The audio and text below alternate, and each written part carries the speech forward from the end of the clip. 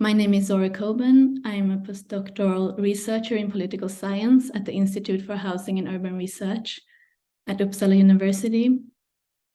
And Lars suggested that I present something on including citizens in city government and governance, which I was very excited about. But this is, of course, also a broad topic. There is lots that can be said.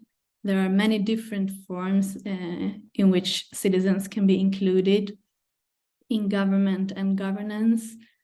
And there are also aspects of citizen inclusion and participation that tend to be excluded when we talk about government and governance. So, for example, citizens can include themselves without being invited, for example, by protesting. And that's central to democracy. But in this presentation, I will focus on invited forms of political participation and that take place in between elections and aim to increase or deepen citizen participation. And these are sometimes called democratic innovations. So my plan is to cover what they are. I will focus on a specific type of democratic innovation called mini-publics. I will ask if mini-publics improve citizen inclusion and also give an example of a real-world mini-public. So what are democratic innovations then? In the Handbook of Democratic Innovation and Governance, Elstubb and Escobar have defined them as processes or institutions that are new to a policy issue, policy role, or level of governance, and developed to reimagine and deepen the role of citizens in governance processes by increasing opportunities for participation, deliberation, and influence. So a lot of words here in this sentence, but I tried to highlight the most important ones. So processes or institutions that aim to deepen the role of citizens in governance processes. These authors have also constructed this table where they have categorized families of democratic innovations. And if you look at the column on the far left, you see some common forms of innovations, and I'm sure that many of you are familiar with at least some of them. So we have mini-publics, we have participatory budgeting, referenda and citizen initiatives, collaborative governance, and also digital participation, which is not a form and it's a family in itself, but it's there to say that all of these other types of democratic innovations can be arranged online as well. And as this table shows, each family of democratic innovations have different features that distinguish them. So if we look at mini-publics, the participant selection method is sortition or random selection. So participants are selected by lottery. The main mode of decision-making is deliberation or discussions. And they are used in various policy areas, for example, healthcare, and the climate, social policy, gender issues, could be anything. If we compare to participatory budgeting, the participant selection method here is often self-selection. And the mode of decision-making is aggregation, so counting of votes. And as you hear by the name participatory budgeting, the policy area is often public spending. So in this talk, I will focus on mini-publics because in my experience, they are the least known form of democratic innovations, but also the type of democratic innovation that is increasing in popularity at various levels of government. So what are they more specifically? Well, they are advisory bodies, and as I mentioned, in various policy areas. Participants are selected by stratified random sampling, so selection by drawing of lots. And it's stratified often, so this means that it's a stratification based on usually on age, sex, geography, some socioeconomic characteristics to make sure that people from different social groups are present. They usually last for anything from one day to a series of weekends.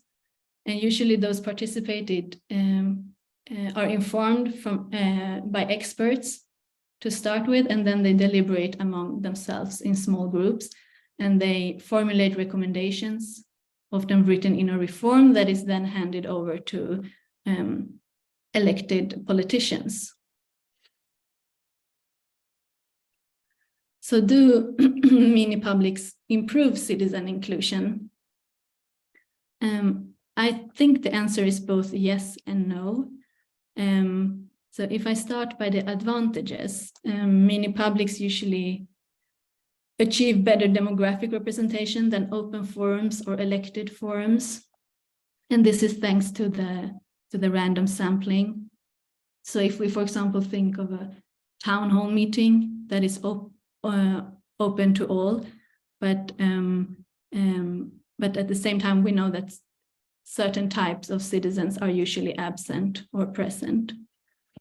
Another advantage with mini-publics is that the deliberations in small groups are facilitated. So there's a conversation leader who helps out and tries to make sure that everyone has the opportunity to speak. And this improves equality of voice. Again, we can think of a town hall meeting where it often takes a lot of self-confidence or public speaking experience to stand up and speak in front of a large group. Another advantage that I wanted to mention is that mini-publics have the potential to shift power from a political elite to ordinary citizens. And some, including myself, would say that the participant selection method, which is sortition or selection by lot, is more compatible with the idea of democracy, or the idea that people should rule themselves. So I won't go into detail on that. We can do it if you would like to in the discussion afterwards. And the criticisms then. So we often see, to start with, that mini-publics are manipulated spaces. Participants usually have little control over the agendas, over the experts that are invited, and the program of activities.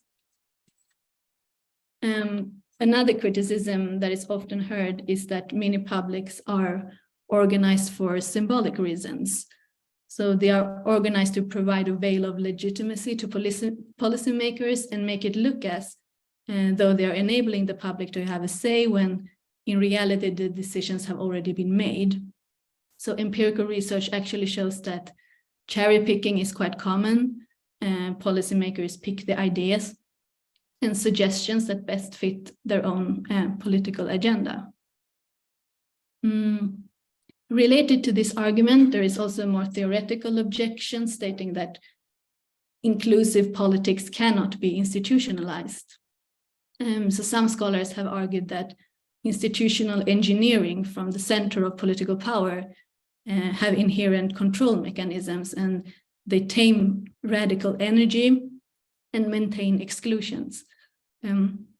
So even in circumstances when mini-publics are called by activist groups, which has actually happened, for example, Extinction Rebellion called for mini-public, or Citizens Assembly, as they're sometimes called in the UK.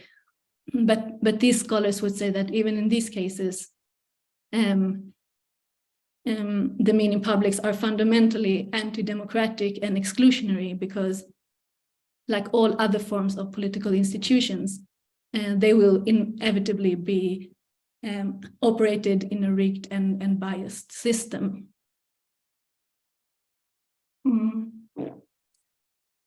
So there are more arguments both in favor of and against mini-publics, and Stephen Elstub and I have summarized 6 of the common critiques in a forthcoming handbook on citizens' assemblies, in case you would be interested. And in this chapter, we also argue that some of these criticisms can be addressed if mini-publics are institutionalized or made more permanent. And for example, if there are rules for when and how they can be initiated, then that could decrease how manipulated they are, for example. And one of the first, if not the first, permanent mini-public is the dialogue in Oost-Belgien, or East Belgium. The photo here is, I took it from their own website, and I have not been involved personally, but I have tried to read some papers about it. And this is a dialogue that has several pillars. So it has a citizens' assembly, which is a form of a mini-public that consists of 25 to 50 members chosen by lot. And again, they use stratification based on, for example, age, sex, etc. And this assembly makes recommendations to the parliament and the government of the German-speaking community. And the member of parliament, in turn, explain in a statement whether and in what way they will implement the recommendations.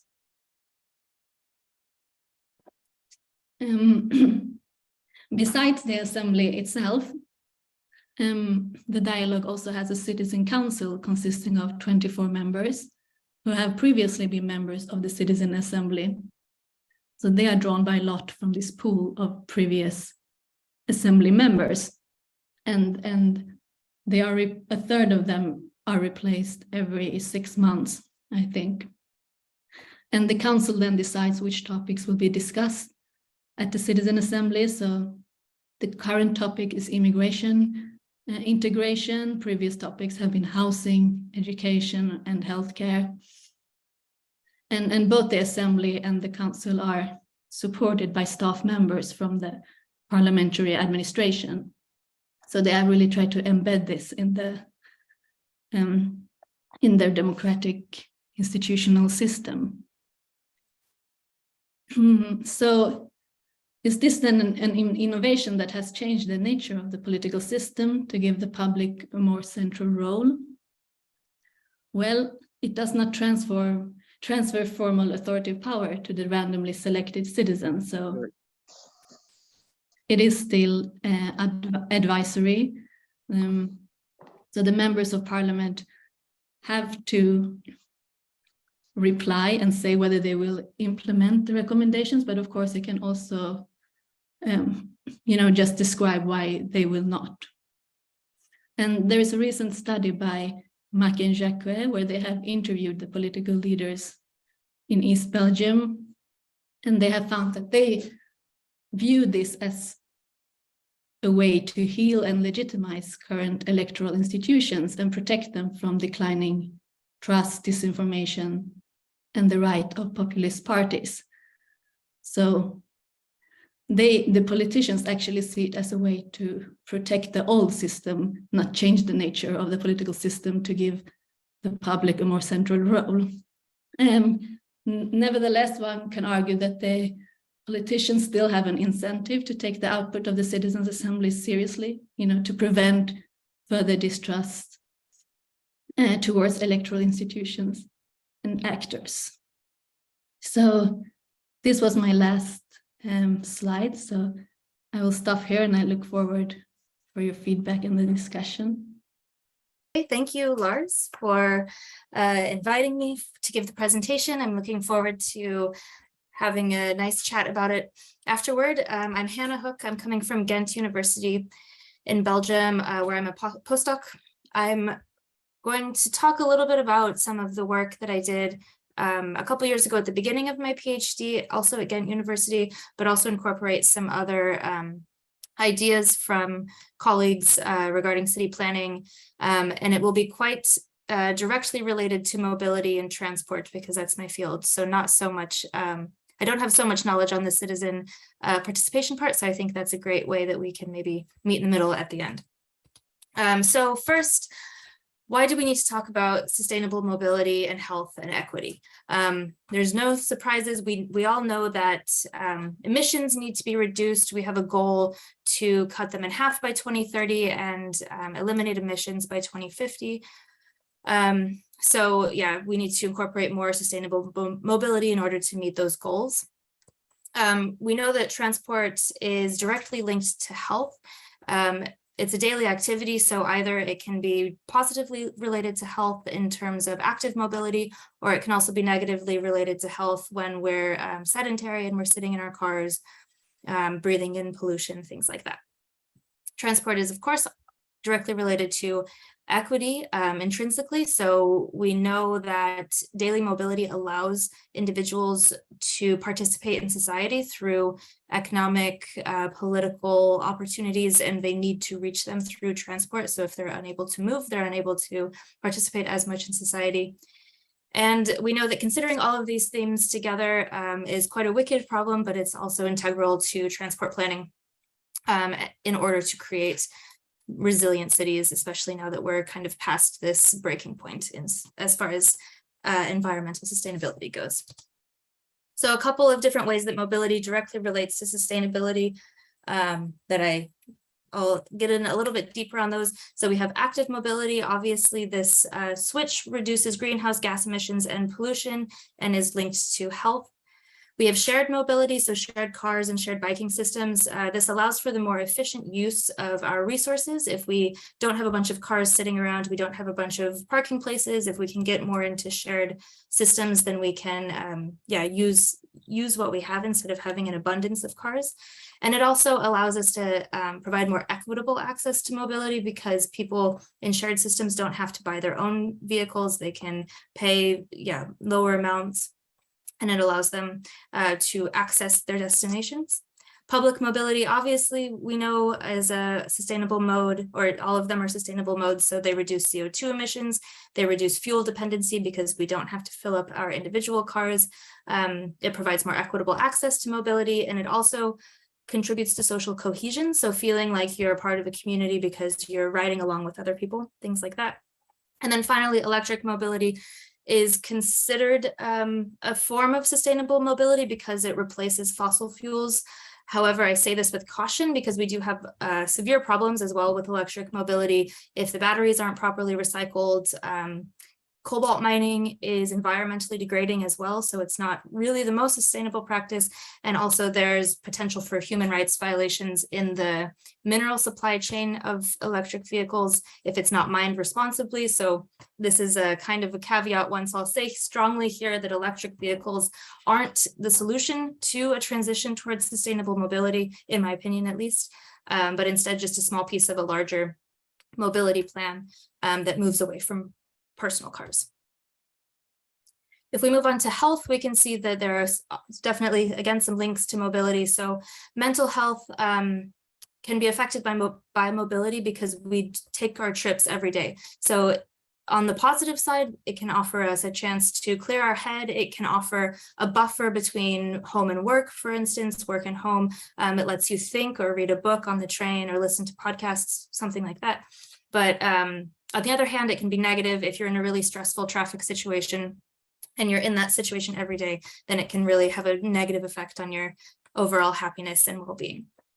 Again, linking linking physical activity and health with active mobility as well as a huge benefit. We have healthy societies can be affected by mobility because, again, we can provide social cohesion through public mobility.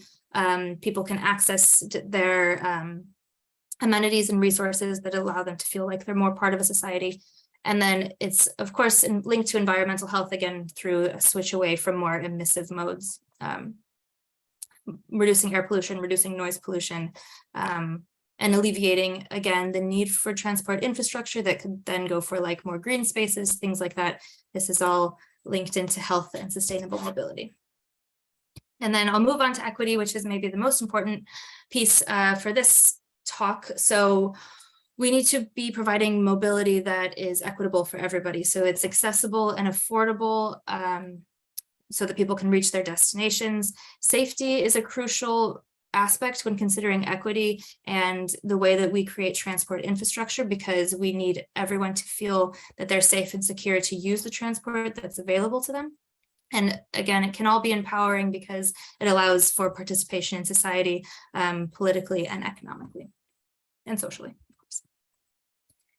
So I'll talk a little bit today about what we might need to take into account when we're trying to plan sustainable, healthy and equitable mobility systems, and maybe offer some suggestions at the end for how we can get citizens engaged into it.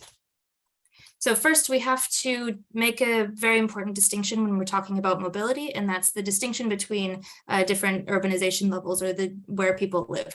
So there is necessarily going to be a difference in transport options if you're talking about urban areas or if you're talking about rural areas.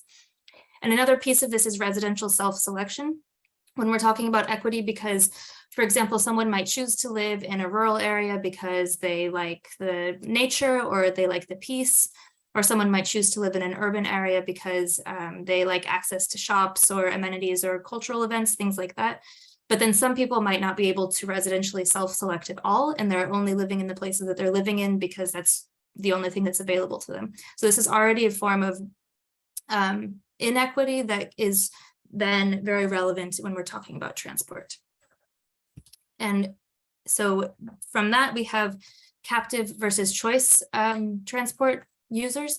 So we have choice travelers who have more options available to them. They can kind of choose which mode they're going to take at a specific time, if they have to carry something or if it's raining, things like that.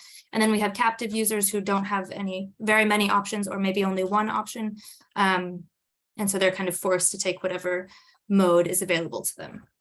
And I'll quickly give a couple examples of this. So for example, an urban choice family might have a car or subscribe to a car sharing service. They might all have bicycles in the family.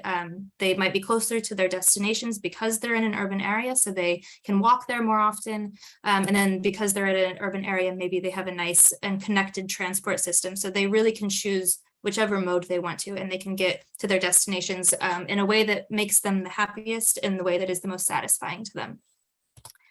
Again, in the same way, the rural choice user might really like to drive cars. So she chooses to live in a rural area. She's super happy driving the car. This is what she wants to do. And she can maybe take a bike if she wants to, but she gets to choose whatever she wants to do. And it makes her choices regarding mobility happier for her. On the other hand, you might have the urban captive traveler who might not have a driving license, might not be able-bodied and can't cycle or walk. Maybe it might be an urban area, but it doesn't have a well-connected transport system, so they really don't have very many options. Sometimes they could be forced to take taxis, which are very expensive, or rely on other people. And so their experiences related to mobility might be much less satisfactory. And similarly, the captive rural traveler might not have any public transport options available to them because the infrastructure doesn't provide it in a rural area. They might have to share a car with the household, so they don't really have the freedom that a car allows the choice traveler. And so they, again, have lower satisfaction, and it's less equitable for all of these different people. So we need to think of all of these differences in area, and also whether or not people are able to travel in the ways that they want. So the study that I looked into investigated travel options and how they might be able to predict the relationship between the built environment and commute time satisfaction. And so we use this as a kind of proxy measure for travel captivity. And it's important to look at satisfaction because of its relationship to well-being. So it gives a little bit more insight into whether travelers are happy about the way that they're traveling, or if they are just traveling in the only way that they can. So we used the data set from the EU statistics on income and living conditions. Every year they have a different module that changes. So it's a longitudinal panel survey. And in 2013, it was the quality of life and subjective well-being module. I know that it's quite outdated at this time, but like I said, the paper was published a few years ago, and then we were using the data from a few years before. I think that this year they redo this module, so hopefully we can look into maybe changes if we can get our hands on it. Those who were unemployed were not included in the sample because, yeah, if you aren't employed, then you don't have a commute. So our sample was around 158,000 of employed people, 85% of which were employed full-time. They were 49.7% female. Last year, I think the EU workforce in total was 46% female, so it's a little bit off, but not too far. Aged between 15 to 80 with an average age of 43.7. And they reported household disposable income of 20,000 euros per year. And just quickly to talk about where they were regarding the residential built environment, we used the NUTS level 1 classifications for the living area to determine whether or not it was a more urban or a more rural area. You can see that Germany, the Netherlands, Portugal, and Slovenia, I think that's it. And yeah, a couple other countries I see, they don't report in the NUTS classifications. They have their own classifications, so they weren't put into this study. So you can see just kind of how that's dispersed with this slide. And quickly regarding the methodology, though I won't get too into it because I'm cutting out a little bit of time here. We used the residential built environment variable and the commute time satisfaction variable in a cluster analysis. And we determined 5 different clusters of travelers. And then we used binary logistic regression to evaluate them in terms of travel captivity. And these variables were access to automobile, like private automobile, and access to public transportation. And we also investigated the 5 clusters in terms of their neighborhood.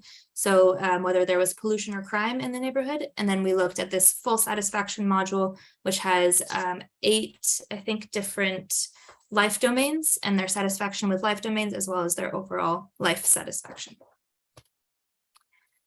So regarding our 5 clusters, we used the commute time satisfaction variable and the residential built environment variable. Our first cluster was a high satisfied rural travelers, so they were quite rural and quite satisfied on the spectrum.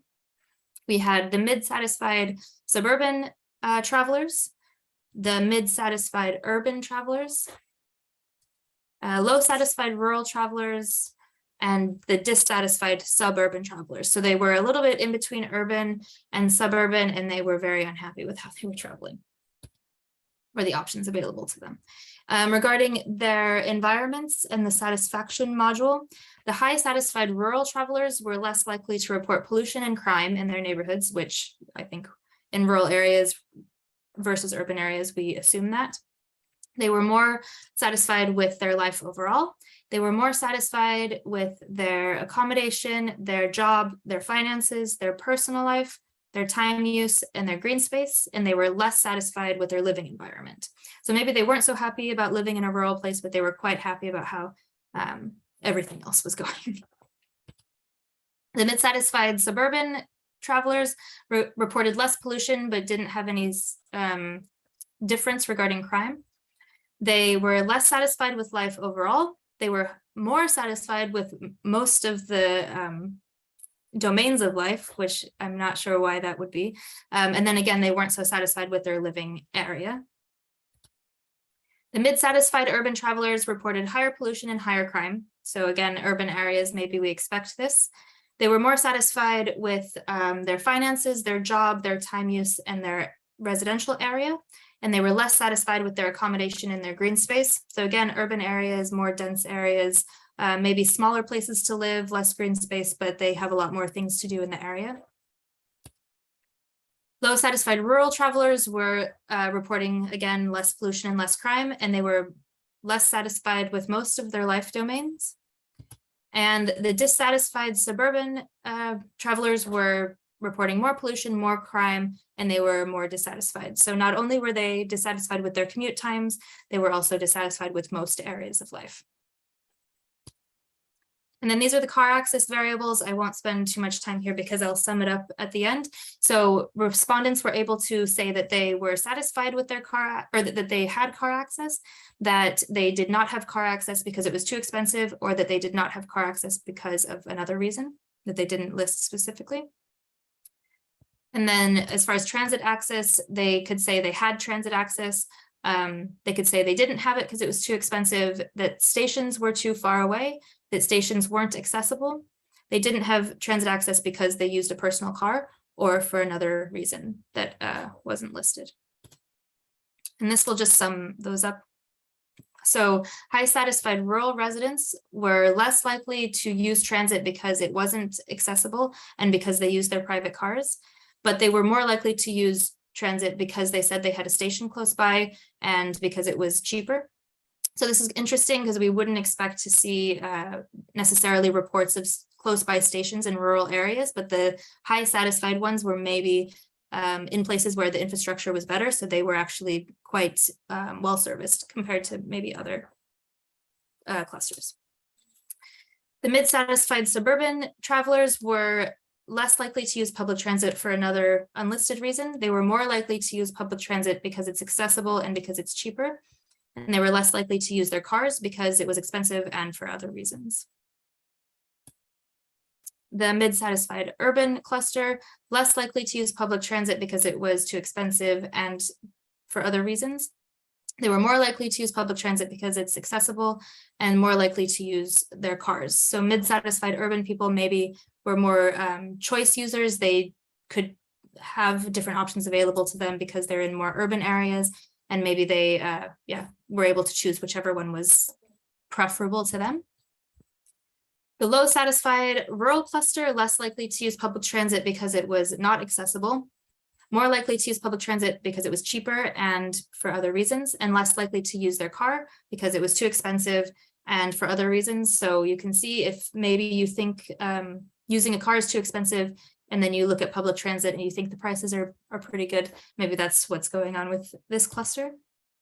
And then finally, the dissatisfied suburban cluster were not using public transit because it was inaccessible, it was too far away, and it was too expensive. And they were also not using cars because it was too expensive. So again, the dissatisfied suburban cluster, unhappy with most domains of life and don't have many travel options, so also unhappy with their commute time.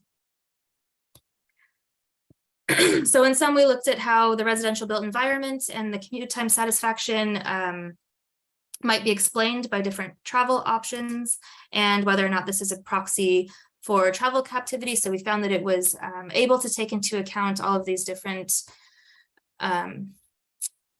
pieces, and we were able to kind of look and see a little bit more insight into travel captivity. So if you are interested, we have that paper published. I can give you more information afterward. But now I'll get into kind of what this means as far as planning specifically. So if we think about accessibility justice, we need to think about this kind of spectrum from inequality and how we move toward justice. So we have inequality, which is more unequal access. Some people have barriers and some people don't, and there's not really anything that is done to fix them. Equality then is more evenly distributed, so everyone gets the same support independent of their particular needs.